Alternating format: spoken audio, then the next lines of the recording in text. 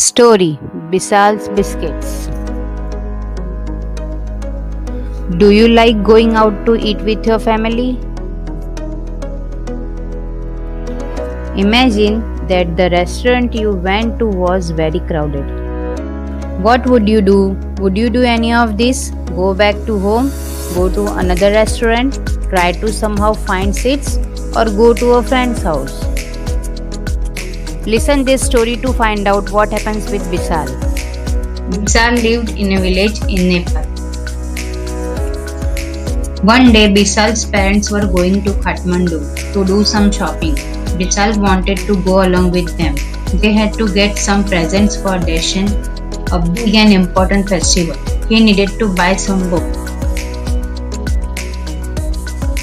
He caught an early bus to Kathmandu.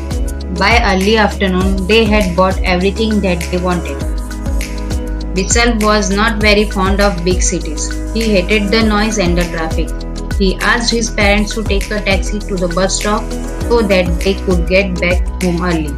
But their taxi got stuck in a traffic jam, and by the time they reached the stop, the next bus was half an hour. So they decided to go over to the restaurant near the bus stop to have some tea and snacks. The restaurant was crowded. Bisal had to sit at an empty table near a window, away from his parents. He was too hungry to wait for his order to come. He opened a packet of biscuits that he had bought earlier. He placed the packet of biscuits on the table, took one and started to eat it. There was a newspaper on the table. He opened the newspaper and started to solve the crossword puzzle. After a couple of minutes, a man sat down across the table in front of Bisal. He looked like a businessman. He was wearing a dark suit and was carrying a briefcase. The man placed his briefcase by the chair and ordered a cup of tea. Bisal did not say anything to the stranger and carried on with his crossword. To Bisal's surprise, the man reached out and took a biscuits from the packet on the table. He then started to eat it. Bisal could not believe his eyes. He was shocked by the man's bad manners, but he decided not to make a fuss. He helped himself to another biscuit and went back to his crossword.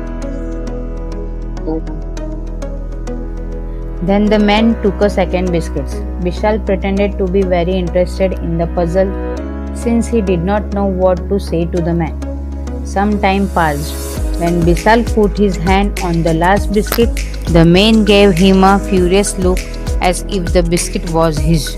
Bisal ate the biscuit nervously and decided to go back to his parents. As Bisal was getting ready to go, the man suddenly pushed back his chair, stood up, and stormed out of the restaurant. Bisal was relieved. He wanted to talk his parents about how rude this man had been. He folded the newspaper, put it aside, and stood up.